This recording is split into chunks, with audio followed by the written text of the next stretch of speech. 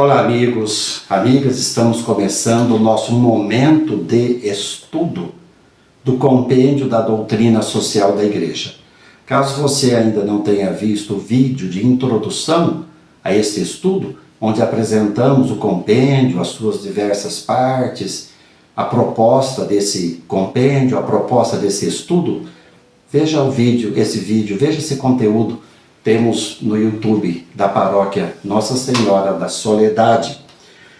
Nós havíamos parado na semana passada no número 25, falando de duas grandes instituições do povo da antiga aliança para garantir a justiça social, de modo que não houvesse pobres em meio a eles. Essas duas grandes instituições, o ano sabático e o ano jubilar. Ano sabático, a cada 7 anos, em que a terra deveria descansar, assim como o judeu descansava no 7º dia, que foi um dos mandamentos que temos lá na aliança, das cláusulas da aliança. Também a natureza deveria descansar a cada 7 anos. E o ano jubilar, a cada 7 semanas de anos, que seria o 50º ano, 7 vezes 7, 49, o 50º ano seria, portanto, esse ano jubilar, no qual, então, seria restaurada a justiça social no seio do povo de Israel. E nós vimos, estamos aí no número 25 do compêndio, se você está seguindo com o texto em sua mão, nós vimos que essas duas instituições estão baseadas exatamente na experiência libertadora que eles fizeram do Egito e que é narrado no livro do Êxodo. Os fundamentos exatamente dessas instituições e outras também que nós temos no Pentateuco. Nós vimos na semana passada uma série de direitos sociais que encontramos no conjunto do Pentateuco. Vimos o direito do pobre. Tudo isso fruto daquela experiência fundante do povo de Israel, que foi aquela libertação do Egito e que se tornou também um princípio para a justiça social, de modo que não haja entre vós pobres. Deuteronômio capítulo 15, versículo 2. Dentre vós não deve existir pobres. E por isso toda uma série de disposições, de mecanismos para que a justiça social prevalecesse em meio ao povo. E como diz aí o compêndio no seu número 25, exatamente os preceitos do ano sabático e do ano jubilar constituem uma doutrina social in noce. Isto é, eles mostram como os princípios da justiça e da solidariedade social são inspirados pela gratuidade do evento de salvação realizado por Deus para o seu povo, tirando-os do Egito. Como a gente já comentou aqui, aquela experiência de libertação política, histórica, foi lida pelo povo em chave teológica. Eles fizeram exatamente uma teologia da libertação do Egito, vendo naquela libertação a intervenção de Deus. E essa experiência fundante se torna, portanto, também o princípio para a instauração e depois a manutenção da justiça social em meio ao povo. Esses dois princípios deveriam se tornar a referência normativa para o povo, a qual cada geração em Israel se deve conformar se quiser ser fiel a Deus. Isto é, para ser fiel a Deus, viver a justiça social, promover a justiça social, diz aqui, se torna, portanto, uma referência normativa, seja o ano sabático, seja o ano jubilar. E como todas as instituições e mecanismos, o direito do pobre e os direitos sociais, tudo isso, portanto, é uma forma de ser fiel a Deus. Continua aqui o segundo parágrafo do número 25, dizendo que tais princípios tornam-se o fulcro, o centro da pregação profética. que visa proporcionar a sua interiorização. Aí então nós vemos como que é importante a pregação profética e como que os profetas sempre recordam ao povo exatamente esses preceitos. Para serem fiéis a Deus, eles devem amar o pobre, o órfão, o estrangeiro e a viúva. Para serem fiéis a Deus, eles devem viver a justiça social entre eles. Nós temos na pregação profética exatamente o acento nessas duas dimensões, o direito e a justiça. Mishpah e Sedaká, o direito e a justiça. Interessante que o termo Sedaká, justiça, é uma das palavras que mais aparecem no Antigo Testamento, 523 vezes.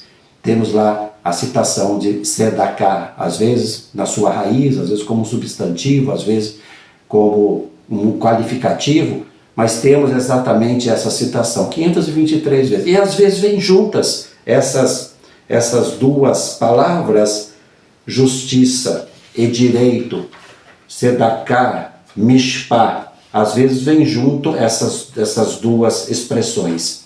Isso aqui os estudiosos, os biblistas chamam de rendíades, isto é, quando duas palavras são unidas e essas duas palavras querem, portanto, transmitir um conceito, transmitir uma ideia. Você já deve ter visto muitas vezes na Sagrada Escritura a expressão o direito e a justiça. Buscai o direito e a justiça, praticai o direito e a justiça. A união dessas duas palavras quer transmitir um conceito, isto é, viver o direito e a justiça significa ter uma bondade social ativa. Não é somente uma bondade, mas uma bondade social ativa, isto é, que se coloca a serviço, que se coloca em defesa daqueles que são mais vulneráveis. Lá no Antigo Testamento sempre são nomeados o órfão, o estrangeiro e a viúva. Uma bondade social ativa, que deve exatamente caracterizar aquele que quer ser fiel a Deus. E muitas vezes os profetas até chamam a atenção do povo por causa de um culto que é exatamente desvinculado da questão da justiça social. São muitas as citações que temos no livro dos profetas. Eu vou ler para vocês aqui uma citação do profeta Isaías, mas temos Amós, Oséias e mesmo no profeta Isaías várias citações.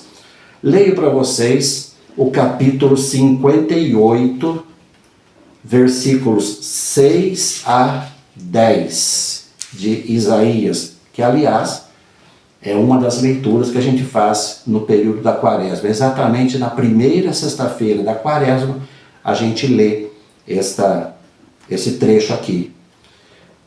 Acaso o jejum que eu prefiro não será isto? Acabar com a injustiça, qual corrente que se arrebenta, acabar com a opressão, qual canga que se solta, deixar livres os oprimidos, acabar com toda espécie de imposição? Não será repartir a tua comida com aquele que tem fome, hospedar na tua casa os pobres sem destino, vestir uma roupa naquele que encontras nu, e jamais tentar de te esconder do pobre teu irmão? Aí então, com um novo amanhecer, vai brilhar a tua luz, e tuas feridas hão de sarar rapidamente. Teus atos de justiça irão à tua frente, e a glória do Senhor te seguirá. E quando invocares, o Senhor te atenderá, e ao clamares, ele responderá: aqui estou.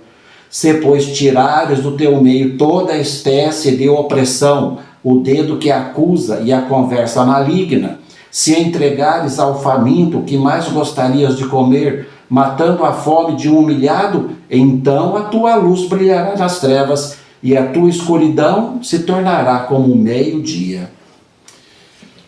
São palavras diretas, palavras bem objetivas, na qual o profeta Isaías vem então dizer qual é o jejum que agrada a Deus. Libertar os oprimidos, diz ali, tirar a canga dos ombros dos outros, libertar os oprimidos, acentua o profeta. Em outro trecho, desse mesmo profeta vai dizer que detesto as tuas festas, as tuas luas novas, detesto os teus sacrifícios, porque o que eu quero é que você tenha atenção para o estrangeiro, para o órfão e para a viúva. Portanto, desse número 25, gostaria exatamente de ressaltar esta pregação dos profetas, uma pregação muito direta, uma pregação evidenciando a justiça e o direito, ou melhor, o direito e a justiça. Mishpah e Sedaká, praticai o direito e a justiça. Diz aqui o compêndio que desse processo de interiorização que os profetas trouxeram, gera-se uma progressiva universalização de atitude de justiça e de solidariedade que o povo da aliança é chamado a assumir diante de todos. Nós vamos, na próxima semana, exatamente começar a partir daqui, né, desse testemunho de justiça social, de vivência de uma sociedade igualitária que o povo de Israel foi chamado a dar. Próximo encontro, continuamos daqui. Conheça e pratique a doutrina social da Igreja.